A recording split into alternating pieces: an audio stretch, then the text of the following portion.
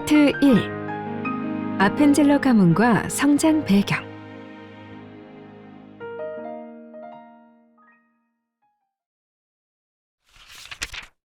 아펜젤러의 가문.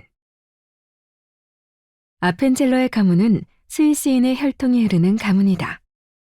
그리피스는 아펜젤러 가문에 대한 특징과 소개를 다음과 같이 한다.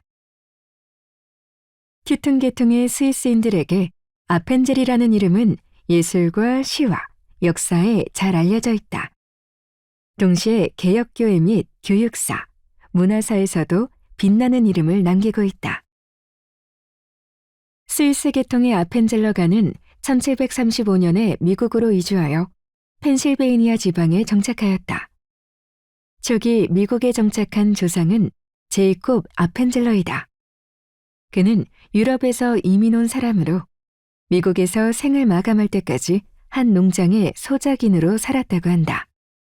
아펜젤러가는 그 후로 계속해서 농토를 가지게 되었고 나중에는 농장을 운영하였다.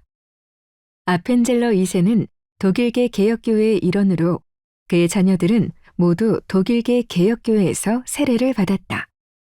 개혁교회 신앙의 전통은 아펜젤러의 아버지인 기드온 아펜젤러에게 깊은 영향을 주었다.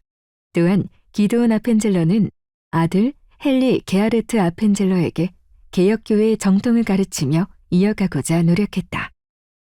어머니인 마리아 게하르트는 메노파 교도로서 아들 헨리 게하르트 아펜젤러에게 메노파의 신앙을 가르쳤다. 1858년 2월 6일 헨리 게하르트 아펜젤러는 농장을 운영하는 가옥과 개혁교회, 메노파의 신앙정통 사이에서 태어났다. 그의 어머니는 죽을 때까지 거의 영어를 쓰지 않을 정도로 독일어를 고수하며 메노파 신앙을 지켰다. 어머니는 아펜젤러가 12세 때까지 주로 독일어로 말했다. 또한 그녀는 주이로우의 자녀들과 같이 루터가 번역한 독일어 성서를 즐겨 읽기도 했다. 이러한 신앙은 아펜젤러에게 메노파 전통의 신앙을 심어주었을 뿐만 아니라 영어와 독일어라는 언어적 감각을 익히도록 했다. 아펜젤러가 선교사로서 선교를 할 때 독일인에게는 독일어로 말했다고 하는 것은 어머니의 영향을 잘 드러내는 대목이라고 할 수 있다.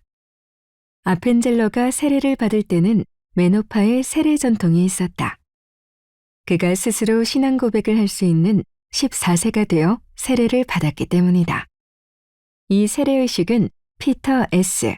피셔 목사에 의해 수더튼 근처의 임마누엘 개혁교회에서 이루어졌다. 이후 아펜젤러는 공립학교 교육을 마치고 웨스트체스터 주립사범학교에 진학하였다. 이 시기인 1870년경부터 그는 일기를 쓰기 시작해서 날짜를 혼동하는 일이 거의 없을 정도로 매일의 기록을 착실하게 남겼다고 한다. 이러한 습관으로 인해 그는 일기뿐만 아니라 선교 보고서, 편지 등 많은 것을 기록하여 짧은 선교 기간에도 불구하고 많은 기록물을 남겼다. 신앙 체험과 대학 생활. 아펜젤러는 웨스트체스터에서 회계 체험을 한다. 이 교회를 섬기던 폴턴의 설교를 듣고 회개하였는데 그날이 1876년 10월 1일이었다.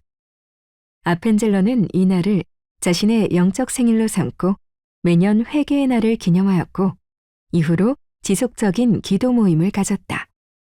또한 랭카스터의 엘리자베스 타운에서 교회학교 교사로 봉사하기도 하였다. 1877년에 웨스트체스터 주립사범학교를 졸업한 그는 1878년에 랭카스터에 위치한 플랭클린 앤 마셜 대학에 입학하였다. 그는 대학 시절에 크게 두 가지의 중요한 경험을 하게 되는데 하나는 신앙의 경험이고 다른 하나는 불의에 대해서는 타협하지 않는 정의에 관한 경험이었다. 우선 신앙의 경험은 1879년 무렵에 감리교회에서 체험한 신앙 경험이다. 랭카스터에서 감리교도들과 교제를 하면서 개혁교회와는 다른 풍부한 신앙적 체험을 갈망하고 있던 그는 랭카스터의 제1감리교회에서 기도 모임에 참석하면서 정적인 개혁 전통주의를 넘고 싶은 신앙적 도전을 받게 된다. 결국 1879년 4월 20일에 개혁교회에서 감리교회로 옮겨 제1교회에 등록하게 된다. 그것은 신앙을 표현하는 자유스러움과 열정 때문이었다.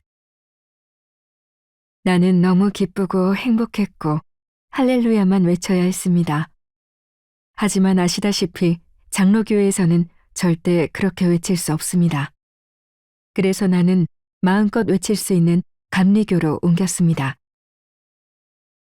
아펜젤러가 약자를 보호하고 정의롭게 살고자 하는 결심은 플랭클린은 마셜 대학을 다닐 때 생겨났다.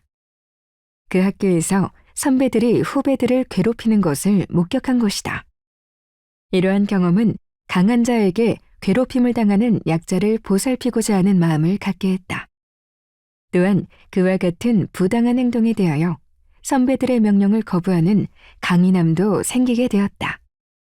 이러한 정신은 아펜젤러의 선교에서도 나타났다. 그는 어떠한 형태의 야만성도 거부했다. 그의 이 용기 있는 행위 때문에 그를 좋지 않게 생각한 동료들도 없지 않았으나 곧 주변의 동료들도 그의 행동에 경의를 표했다.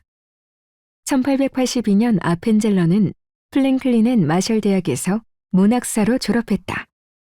그리고 바로 그 해에 뉴저지주 메디슨에 있는 드류 신학교에 입학하여 목회자의 길에 들어서게 된다.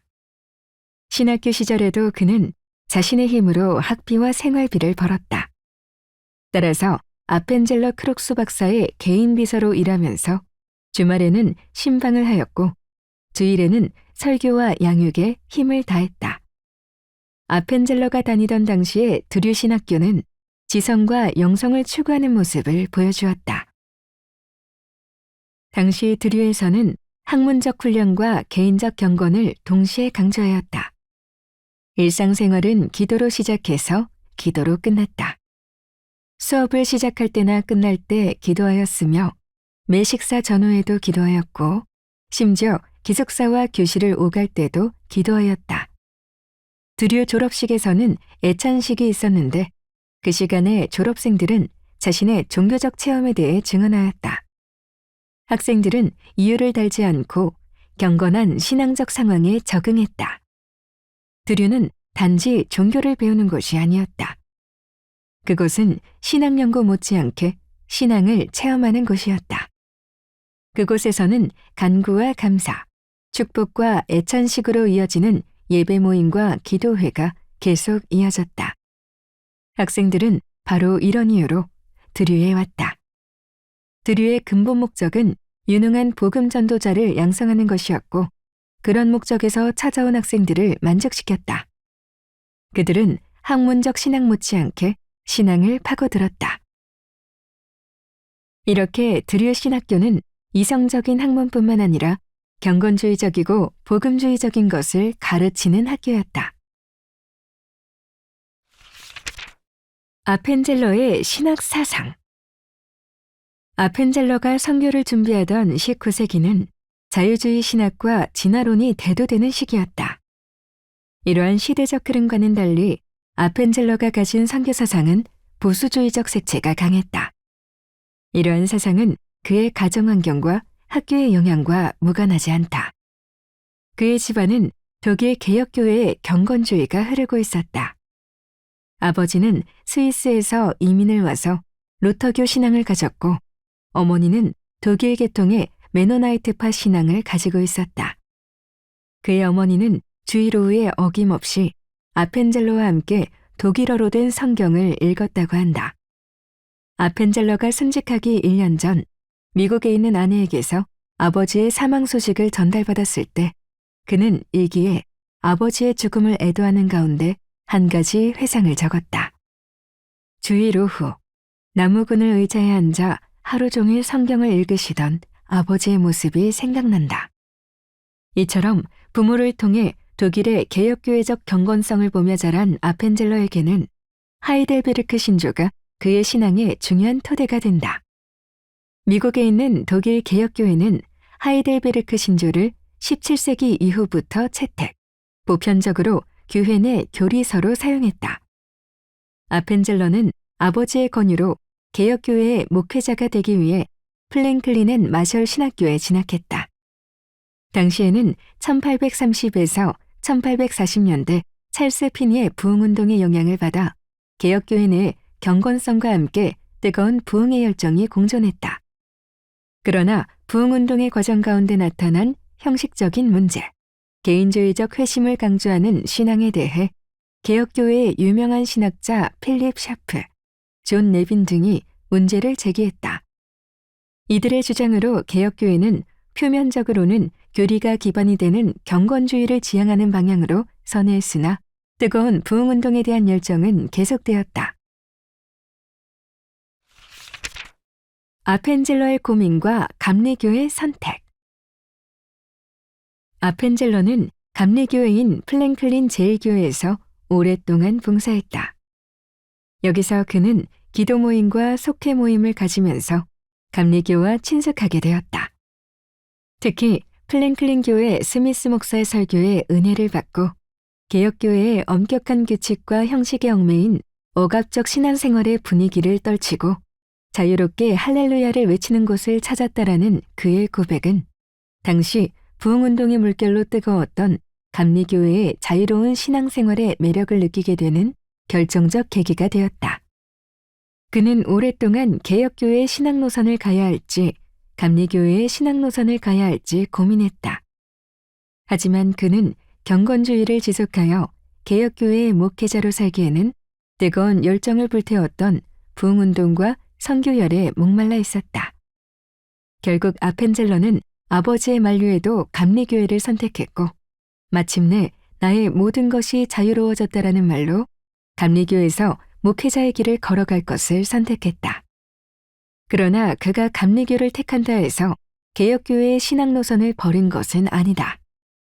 여전히 그의 신앙적 경건성은 배제학당 학생의 신앙 훈련에도 영향을 미치게 되는데 플랭클린 앤드 마셜 대학에서 매일 드렸던 아침 체프를 배제학당에 도입했고 지역교회 예배에 참석해야 배제학당에 입학을 허락했던 점 등은 개혁교회의 신학교에서 이루어진 경건성 훈련을 그대로 적용한 것이었다. 그는 감리교 학교인 드류대학의 전신인 드류 신학교에 진학하게 된다. 당시 드류 신학교는 설립된 지 15년 정도 되었지만 당대 유명한 신학자인 스트롱, 헨리 버츠 등이 포진해 있어 영성과 지성이 균형을 갖춘 신학을 접할 수 있었다.